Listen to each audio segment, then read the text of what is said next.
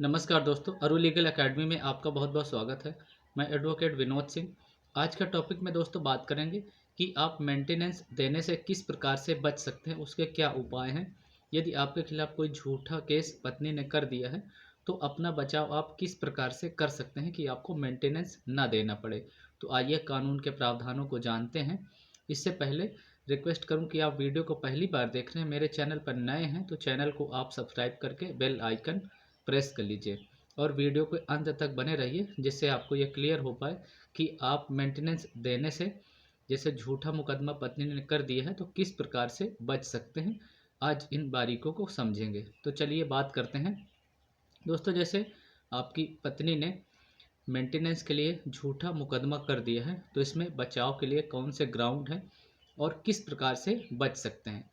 तो इसके लिए जो कानून है, नया कानून जो दोस्तों लागू हो गया है, वो BNSS यानी भारतीय न्याय संहिता जो लागू हुई है, तो उसमें ये है कि जो BNSS की धारा 144 के अंतर्गत मेंटेनेंस का क्लेम किया जा सकता है। तो इसमें यदि इससे बचना है आपको, यदि पत्नी ने झूठा मुकदमा कर दिया है तो बचने के लिए कुछ ग्राउंड्स दिए गए हैं, जिनको कोर्ट में यदि आप साबित कर देते हैं कि पत्नी के द्वारा झूठा केस किया गया है तो आप बिल्कुल मेंटेनेंस से बच सकते हैं और केस को ख़त्म कर दिया जाएगा। तो इसके लिए किस प्रकार से आपको बचना है कि झूठा केस आपके खिलाफ हुआ है। तो जैसे पहला ग्राउंड ये है कि पत्नी अगर अपनी इच्छा से अलग रह रही है आपसे, आप नहीं चाहते लेकिन वो अपनी इच्छा से आपसे अलग रह रही है और कोई भी युक्ति कारण नहीं है अलग रहने का, लेकिन इसके लिए आपको कोर्ट में साबित करना पड़ेगा ये बात। जैसे आप कोर्ट में साबित कर देते हैं कि मैं अपने पत्नी को रखना चाहता हूँ लेकिन वो अपनी इच्छा से अलग रह रही है, तो ये एक ग्राउंड बनता है। इस आधार पर आप मेंटेनेंस देने से बच सकते हैं। लेकिन इसके लिए आप जैसे पत्नी को रखना चाहते हैं, वाइफ को, तो सेक्शन 9 के अंतर्गत आपको एक केस करना होता है कि मैं पत्नी को रखना चाहता हूँ। ये सबूत आप कोर्ट में पेश कर देते हैं तो बिल्कुल आप मेंटेनेंस देने से बच सकते हैं। सेकंड ग्राउंड ये है कि आप रखना चाहते हैं, इस बात का आपको सबूत देना पड़ेगा कोर्ट को। तो सबूत के तौर पर जैसे आप उसको खर्च दे रहे थे, जो भी खर्च, या ऑनलाइन जैसे पैसे ट्रांसफ़र कर रहे थे, या आपके बच्चा है तो उसकी देख रेख आप कर रहे थे। तो इस तरीके, जैसे उसका दवा, जैसे तबीयत खराब हुई तो दवा इलाज की देख रेख कर रहे थे, ज़रूरत की सामान दिलवा रहे थे। तो इस बात का ये सबूत होता है कि आप पत्नी को रखना चाहते थे लेकिन वो अपनी मर्जी से अलग रह रही है। तो ये बात आप अगर कोर्ट में प्रूफ कर देते हैं तो ये ग्राउंड पर्याप्त होता है कि आप मेंटेनेंस से बच सकते हैं। थर्ड ग्राउंड है कि यदि पति अपंग हो गया है या कोई ऐसी जानलेवा बीमारी हो गई है तो जिसकी वजह से वो मेंटेनेंस नहीं दे सकता, असमर्थ है, तो इस प्रकार से भी ये ग्राउंड बनता है कि इसका प्रूफ आपको कोर्ट में देना होगा कि आप अपंग हैं या जो बीमारी गंभीर हुई है इस वजह से मेंटेनेंस देने में असमर्थ हैं, तो इस वजह से भी आप बच सकते हैं।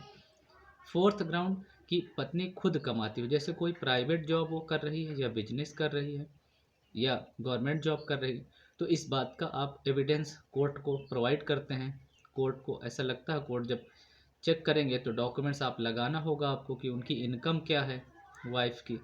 तो कोर्ट ये मानती है कि पत्नी की इनकम है, पत्नी कमाती हैं, तो पत्नी को मेंटेनेंस देने की ज़रूरत नहीं है, तो इसके वजह से आप मेंटेनेंस देने से बच सकते हैं।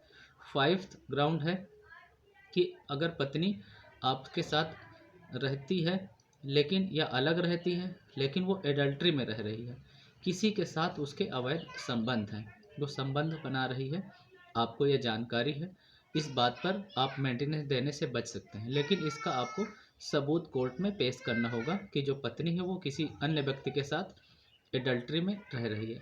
तो इसके लिए क्या है कि इसमें प्रावधान किया गया है हिंदू मैरिज एक्ट के सेक्शन 25 के अंतर्गत।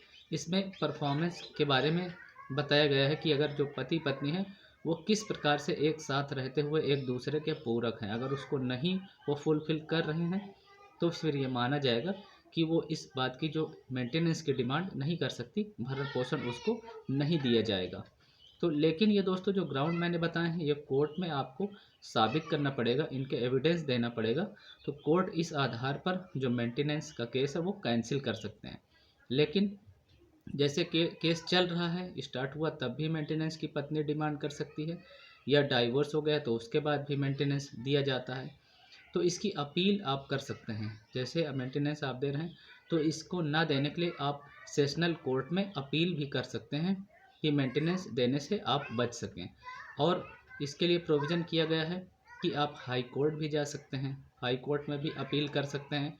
ये सारे जो ग्राउंड्स मैंने बताए हैं, अगर इनमें से एक भी ग्राउंड आप कोर्ट में साबित कर देते हैं तो आप मेंटेनेंस देने से बच सकते हैं। तो सेशनल कोर्ट में भी आप अपील कर सकते हैं, या हाई कोर्ट में भी आप अपील कर सकते हैं कि मेंटेनेंस देने से आप बच सकते हैं। क्योंकि जो वाइफ ने अगर आपके खिलाफ फॉल्स एफआईआर करवाई है, झूठा मुकदमा करवाया है, केस में सत्यता नहीं है, और केस की जांच करने के बाद जो मेंटेनेंस का केस है उसको समाप्त कर दिया जाएगा, यानी कैंसिल कर दिया जाएगा।